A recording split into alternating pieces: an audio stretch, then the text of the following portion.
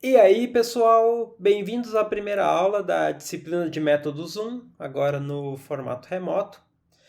Essa disciplina é essencialmente um curso de introdução às equações diferenciais. Durante o semestre, a gente vai estudar vários métodos de resolução de equações e vamos usar esses métodos para resolver várias equações e alguns problemas mais aplicados. A ideia dessa primeira aula era revisar o que foi visto nas poucas aulas que a gente teve presencialmente no início do semestre. Porém, como faz muito tempo, vamos fingir que ninguém aprendeu nada e vamos começar do zero.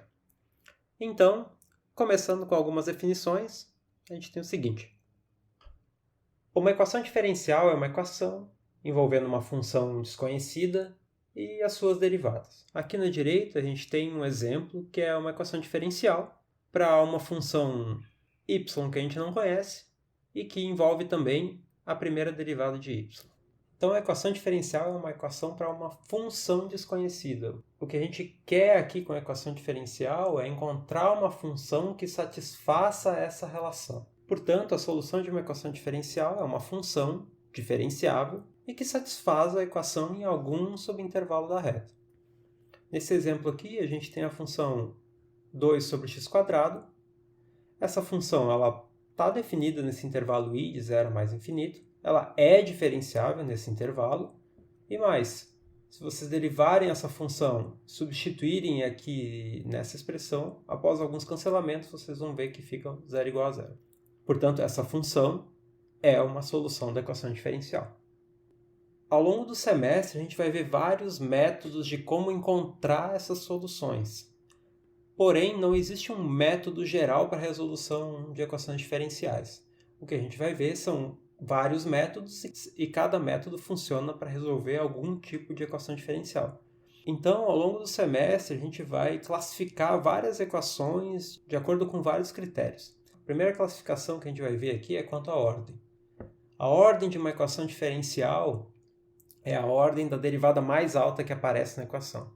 No exemplo aqui de cima, a única derivada que aparece na equação é a derivada de ordem 1. Portanto, essa é uma equação diferencial de ordem 1.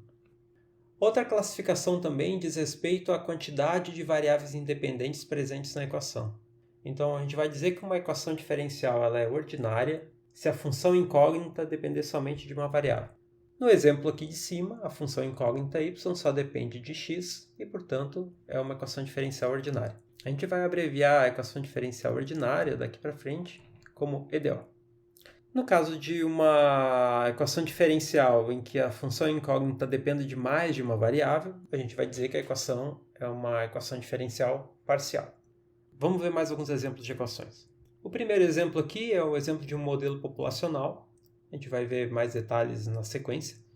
Essa é uma equação para a função n, que depende de t. Logo, como n só depende de t, essa é uma equação diferencial ordinária. Além disso, a única derivada que aparece é a primeira derivada, então é uma EDO de ordem 1.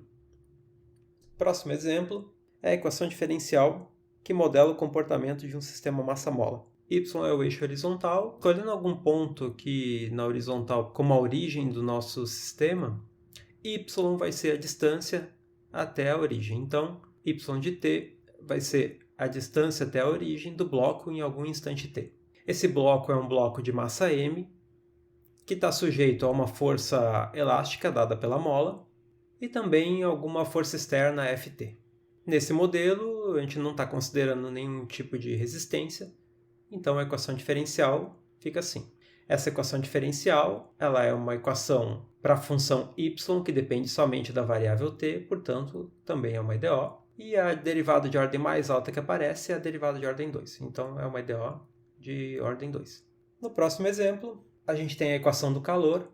Essa equação modela a temperatura de uma barra para cada instante t e em cada ponto x da barra. Portanto, se x é algum ponto aqui da barra, o t de x é a temperatura desse ponto no instante t. O desenho sugere que o centro da barra está um pouco mais aquecido do que as extremidades, né? Então, a função u para esse instante aqui seria alguma coisa com esse perfil. Nessa equação diferencial, a função u depende de duas variáveis, de t e de x, portanto, essa equação diferencial é uma equação parcial. Além disso, a derivada mais alta que aparece na equação é o 2, então essa equação é uma EDP de ordem 2. Vamos relembrar uma primeira equação diferencial que a gente já viu lá no curso de cálculo. Lá no curso de cálculo 1, a gente aprendeu a resolver situações desse tipo, onde você quer determinar alguma função y sabendo que a derivada é igual a alguma função de x. Essa é uma equação diferencial, pois envolve a derivada de uma função desconhecida y. Resolver equações desse tipo geralmente é um pouco mais simples, porque essa equação está dizendo exatamente quem é a derivada de y. Então, a derivada é a função 2 cosseno de 2x. Então, para a gente recuperar a função y, a função incógnita, basta a gente fazer uma integração. Integrando com relação a x a expressão acima, a gente obtém que, fazendo uma substituição u aqui, a integral de 2 cosseno de 2x dá seno de 2x. Como cada uma dessas integrais é uma integral indefinida, cada uma delas dá origem a uma constante arbitrária que a gente pode juntar em uma só aqui do lado direito. O que essa conta aqui está dizendo? Isso aqui está dizendo que, para qualquer valor de c que eu escolha, isso dá origem a uma função y distinta que resolve a equação diferencial. E mais, toda função y que satisfaz a equação diferencial, ela precisa ter esse formato aqui. Porque se duas funções têm a mesma derivada, elas diferem só por uma constante. Notem que essa liberdade na constante c faz com que a equação diferencial tenha infinitas soluções. Para cada escolha que eu faço da constante c, eu tenho uma solução diferente. Então, o conjunto de soluções dessa equação diferencial ela é da ordem dos números reais. Para cada número real c, eu tenho uma solução diferente. Vamos fazer o gráfico de alguma dessas soluções. Por exemplo, aqui a gente tem a curva y quando c é igual a 0, aqui quando c é igual a 1, aqui quando c é igual a menos 2. Como toda solução dessa equação diferencial tem que ter esse formato abaixo, a gente vai dizer que essa expressão aqui ela é a solução geral da equação diferencial. Ou seja, essa é a expressão que contém todas as soluções da equação diferencial. A gente vai chamar uma expressão ou um conjunto de expressões de solução geral quando ela contiver todas as soluções possíveis da equação diferencial. Muitas vezes a gente vai estar interessado em alguma solução que possui alguma outra restrição. Por exemplo, a gente poderia se perguntar qual é a solução que no ponto π meios vale 1. Olhando aqui para o gráfico, o ponto π meios é esse aqui. Então, a função que vale 1 nesse ponto é dado por essa curva, que é a que diz respeito a c igual a 1. A gente não precisa olhar para o gráfico para identificar qual é essa solução. A gente pode pegar a expressão geral que contém todas as soluções e procurar pelaquela que satisfaz essa restrição. Então, eu posso impor essa restrição aqui na solução geral da seguinte maneira. Eu quero a solução que no ponto π meio seja igual a 1. Como toda solução tem que ter aquele formato lá, eu vou trocar x por π meios. Então, fica 2 π meios mais c.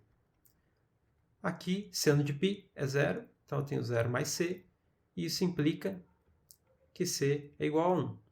Ou seja, a solução que eu estou procurando, que satisfaz aquela restrição extra, é a solução y de x igual a seno de 2x mais 1, cujo gráfico é essa curva em branco aqui. Problemas em que a gente está interessado em encontrar a solução de uma equação diferencial sujeito a alguma condição extra, como do exemplo anterior, é chamado problema de valor inicial.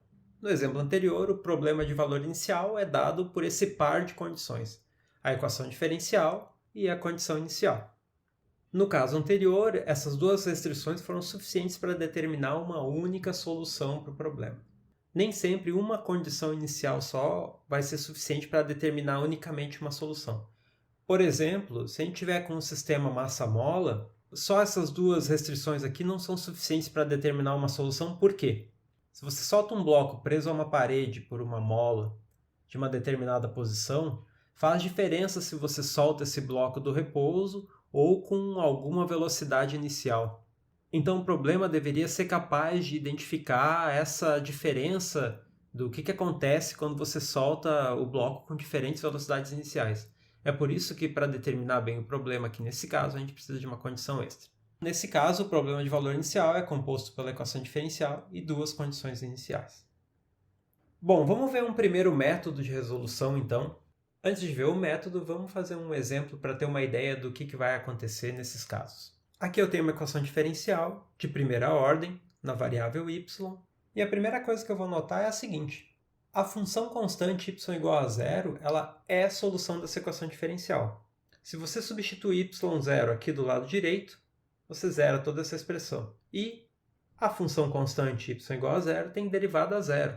Portanto, o lado esquerdo aqui também é zero. Se a função y não for zero, o que eu posso fazer com essa expressão aqui é a seguinte. Primeiro, para facilitar a notação, vamos trocar a representação da derivada. E agora, como y não é zero, eu posso dividir tudo por y. Agora eu vou fazer um pequeno abuso, multiplicando tudo por dx. E agora o que eu vou fazer é integrar os dois lados. Integrando o lado esquerdo com relação a y, o lado direito com relação a x, eu obtenho o seguinte. A integral de 1 sobre x fica o logaritmo do módulo, e integral de 2x, x². Como as duas integrais aqui são integrais indefinidas, cada uma delas gera uma constante arbitrária diferente que eu vou juntar aqui do lado direito. Agora, o que eu quero recuperar aqui é a função y, solução da equação diferencial. Eu posso fazer isso invertendo esse logaritmo. Para isso eu vou aplicar aqui exponencial dos dois lados. E daí eu obtenho que o módulo de y é igual a exponencial de x² mais c. Vou simplificar um pouco o lado direito aqui, separando essa soma. E agora, se o módulo de y é igual a essa expressão, isso significa que y pode ser mais ou menos aquilo ali. Como c é uma constante arbitrária, e na c é uma constante arbitrária positiva, então se eu permitir essa troca de sinais aqui na frente, eu posso trocar tudo isso daqui por alguma constante arbitrária a não nula, porque exponencial nunca é zero. E, portanto, eu obtenho essa expressão aqui, onde a é diferente de zero. Então, o que a gente encontrou com todos esses cálculos? Primeiro, que a função y igual a zero é uma solução da equação diferencial. E segundo, que para qualquer valor de a diferente de zero, essa expressão aqui gera também uma solução da equação diferencial. Vamos fazer algumas escolhas para a e ver como fica o gráfico dessas soluções. Esse gráfico também mostra a solução y igual a zero que a gente determinou lá no início.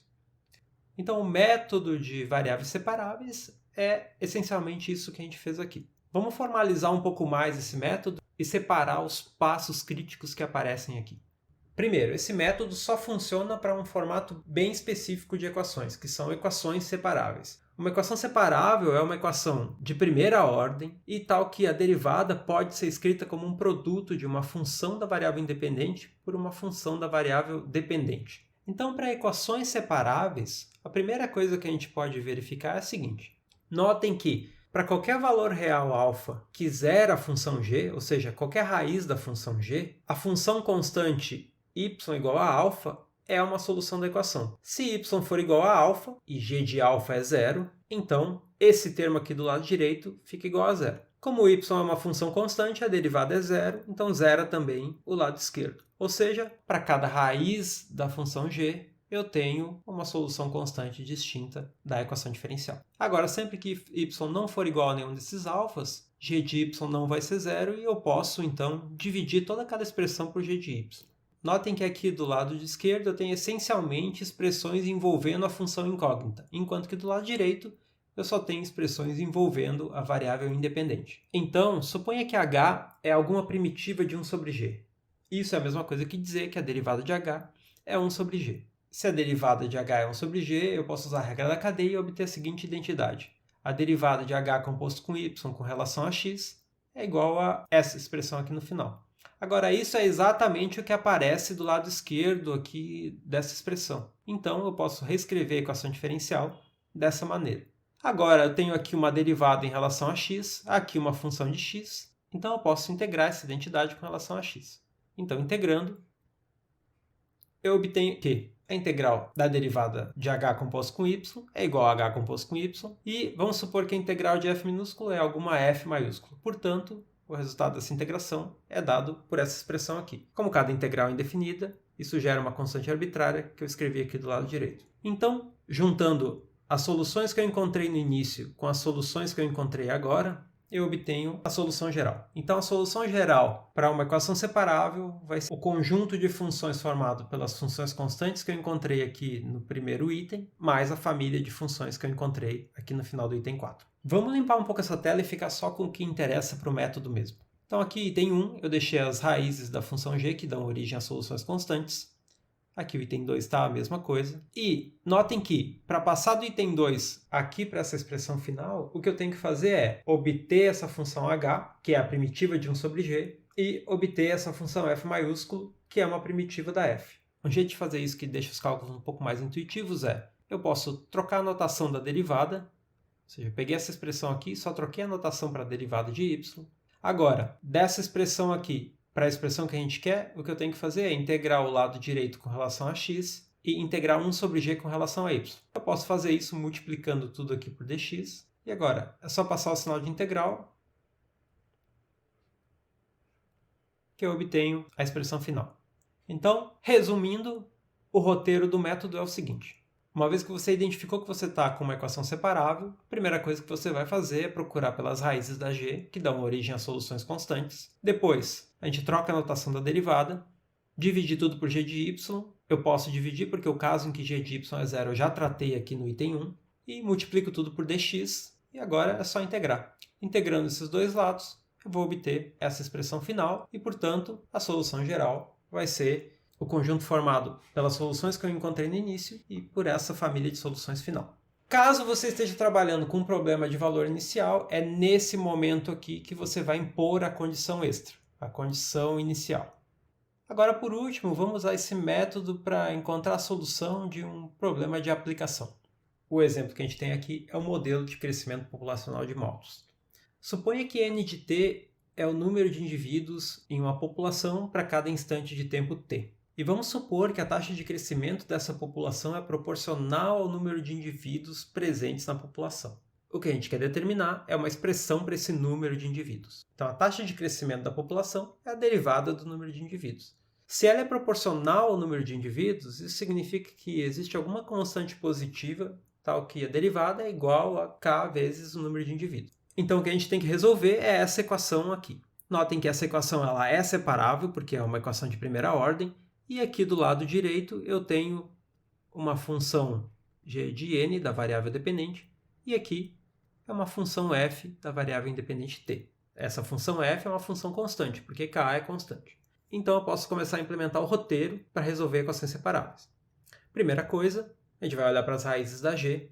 Como g de n é igual a n, então a única situação em que g de n vai ser zero é se n for zero. Então essa é a única solução constante da equação diferencial. Agora a gente começa com o procedimento de separação de variáveis mesmo. Então a primeira coisa que a gente vai fazer é trocar a notação da derivada. O próximo passo é dividir tudo por g de n e multiplicar por dt. Uma vez feito isso, agora basta a gente integrar os dois lados. E a integral de 1 sobre n vai dar o logaritmo. E como k é constante, a integral de k vai ser k vezes t. As duas integrais são indefinidas, então dão origem a uma constante arbitrária. Aqui eu posso resolver essa expressão para n, basta aplicar exponencial. Aplicando exponencial, eu obtenho essa expressão. E, portanto, se o módulo é igual a essa expressão aqui, isso significa que n pode ser mais ou menos aquela expressão. Aqui o mesmo procedimento que a gente fez antes. Se C é uma constante arbitrária, e nascer uma constante arbitrária positiva, se eu permito essa troca de sinais, então esse termo aqui é uma constante arbitrária diferente de zero. Então, a família de soluções que eu obtenho aqui é dada por essa expressão. Logo, a solução geral para a minha equação diferencial é esse conjunto de funções aqui. Notem que aqui eu posso fazer uma pequena simplificação nessas expressões, que é a seguinte. Se eu permitir que esse a seja igual a zero, eu anulo todo esse lado direito. E eu obtenho essa primeira solução aqui, a solução constante. Então eu posso resumir toda essa expressão para a solução geral da seguinte maneira. A solução geral é a e na k vezes t, onde a pode ser qualquer constante real. Essa aqui é a solução geral da equação diferencial. Vamos fazer o gráfico de alguma dessas soluções. Notem que A princípio, a equação diferencial permite que eu obtenha um número negativo de soluções. Basta, por exemplo, eu escolher a igual a menos 1, que eu tenho essa curva aqui, que só assume valores negativos. Por mais que isso não seja razoável do ponto de vista da aplicação, do ponto de vista da equação diferencial, isso é possível. Agora, se a gente quiser resolver um problema de valor inicial associado a essa equação, por exemplo, vamos supor que a gente tem uma população que inicialmente contém um número n0 de indivíduos. Então, para obter a solução desse problema de valor inicial, basta eu determinar a constante A, que faz com que essa expressão satisfaça essa condição extra. Basta eu tomar t igual a zero na expressão da solução geral. Se eu tomar t igual a zero, a função fica igual a A, e para t igual a zero, eu preciso que a solução tenha valor n0. Então, a solução que eu estou procurando é a solução n de t igual a n0, e na k vezes t. O modelo de crescimento populacional de Malthus normalmente aparece enunciado da seguinte maneira: que a população cresce em progressão geométrica. Vamos ver o que isso tem a ver com a solução do problema de valor inicial que a gente encontrou agora. Então, a solução do nosso problema de valor inicial satisfaz o seguinte, que o número de indivíduos no instante 0 é n0. O número de indivíduos no instante 1 é dado por essa expressão aqui, basta eu trocar t por 1 aqui nessa função. Então, notem que o número de indivíduos no instante 1 é ek vezes o número de indivíduos no instante 0. O número de indivíduos no instante 2 ele é dado por essa expressão que eu posso reescrever da seguinte maneira: ek vezes o número de indivíduos no instante 1. O número de indivíduos no instante 3 é igual a ek, o número de indivíduos no instante 2. Então, notem que a passagem aqui para cada instante de tempo é dada por uma multiplicação por e na k. Portanto, essa sequência de valores ela forma uma progressão geométrica de razão e na k. Esse modelo pode funcionar para instantes pequenos de tempo e para populações isoladas. Notem que a única hipótese que a gente fez aqui foi que o crescimento da população era proporcional ao número de indivíduos. Não tem mais nenhuma hipótese sobre o que está acontecendo com o meio, ou sobre alteração nas taxas de natalidade, mortalidade, nada disso. Por que esse modelo é um pouco trágico? Porque Malthus também achava que a produção de alimentos não ocorreria com a mesma progressão que o crescimento populacional. Que a produção de alimentos cresceria de acordo com a progressão aritmética e que, eventualmente, não haveria alimentos suficientes para toda a população. Apesar desse modelo ser do final do século XVIII e ter vários problemas, como, por exemplo, não prever o avanço na produção de recursos, ainda assim tem gente hoje em dia que acredita que essa vai ser a situação. Felizmente, não é o que vai acontecer. Então tá, por hoje é isso. Não se esqueçam de ver o vídeo com material complementar sobre essa aula, com mais alguns exemplos e mais alguns exercícios. E até a próxima. Tchau!